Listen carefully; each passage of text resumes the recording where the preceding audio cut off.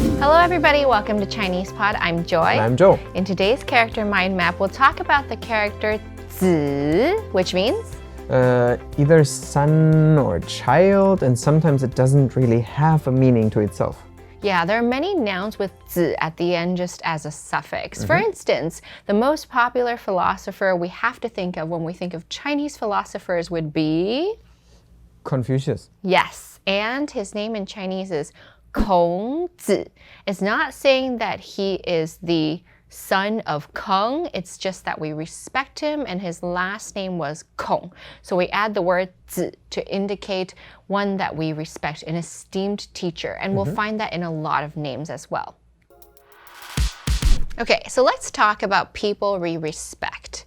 We mentioned 孔子 as a dominant figure in Chinese culture. Any other philosophers that come to mind? The often mispronounced Laozi. Laozi. Ugh. Okay, everybody, one more time with me. 老子.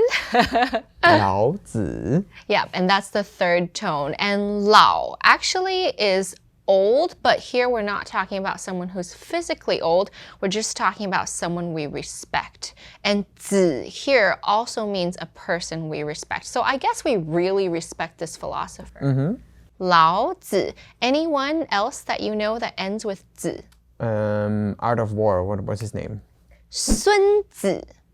Also mispronounced as Sun Tzu, so please correct anybody that you hear that says Sun Tzu. So this was 孙子. Yeah. Okay. 孙子.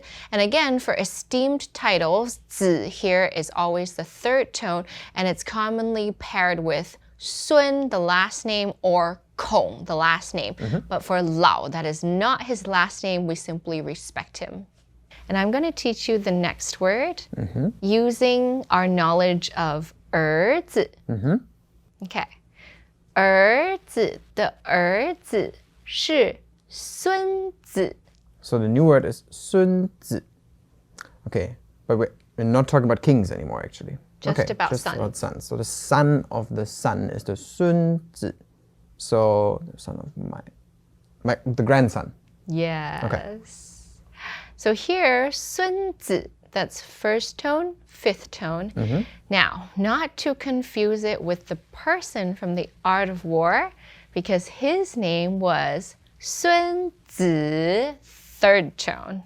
But the characters are exactly the same. Exactly the same. So depending on the context, if you know we're talking about grandchildren and not 孙子, the philosopher, it would be 孙子with a fifth tone. Let me shortly try to recap that one more time for myself. So we had 子 as an ending for being polite, right? So in all those Laozi, and Confucius. 孔子, okay, 子. And now we have learned it as a suffix that just marks an ending or the noun of something. So in 儿子, it's because 儿 is son already. So here the 子 in the fifth tone is just an ending. Okay, and this is the same for 孙子. Also fifth tone. Okay, and this would here just be the ending. But if I say 孙子, then that would be the person, the Art of War. 孙子.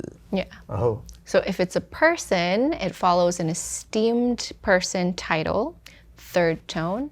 But for 儿子, 孙子, the titles of son and grandson, that is the fifth tone. So following the definition of suffixes, I will give you some nouns that are not people. The first one is 脑子. 脑 is my brain. So this together with the suffix just makes this the word, the brain, right? Yeah. Okay, so I can say 他脑子不太好，常常忘东忘西.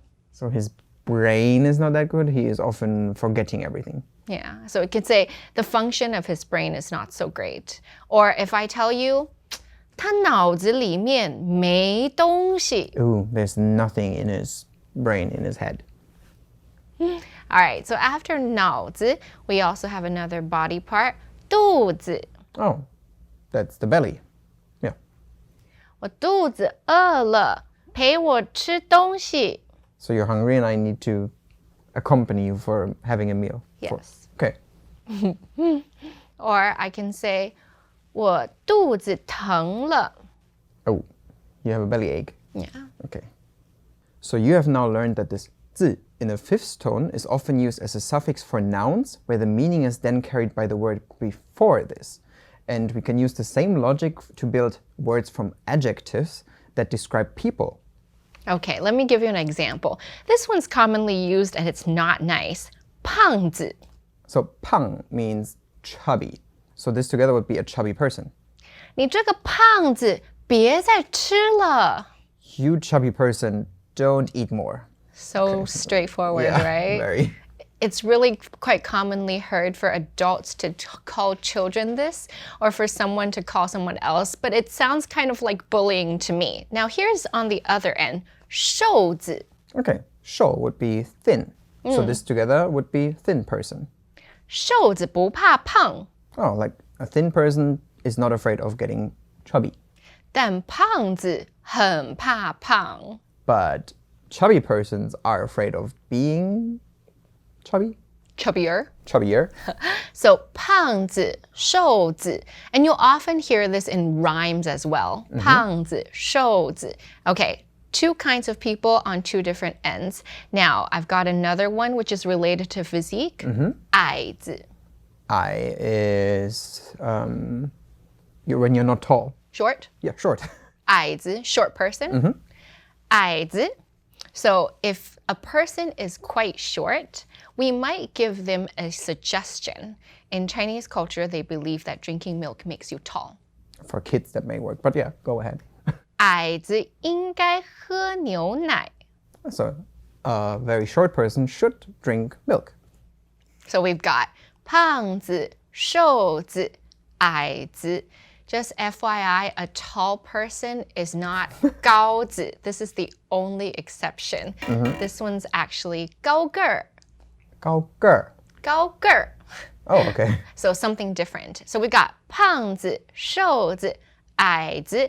And I'm going to give you another one which is also mean. Okay. 疯子. Okay, this is 疯子. if somebody goes crazy. 疯 is crazy. So yeah, this together, a crazy person. You crazy person. You crazy person.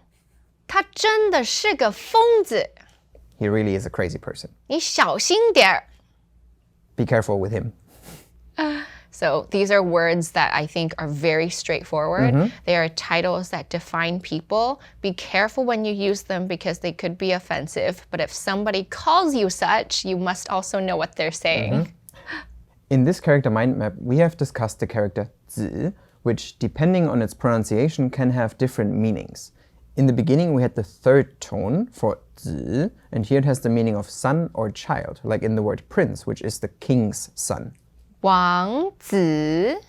And we have mentioned that we find this 子 in an ending that express some kind of respect, especially for like older names. So for instance, we had the philosopher Confucius, which has this 子 inside.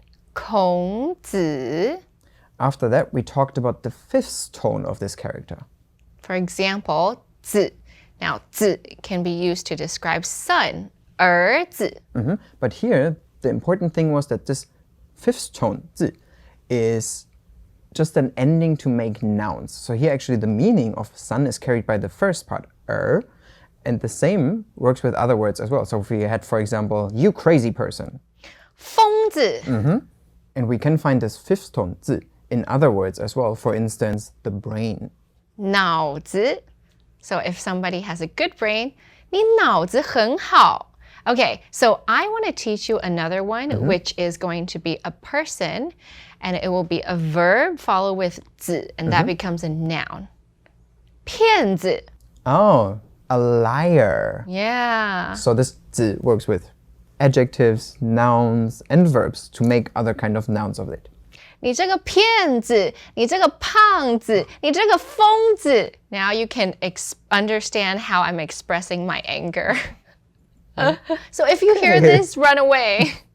All right, if you know of any stories or you want to make some sentences, please feel free to leave them down below.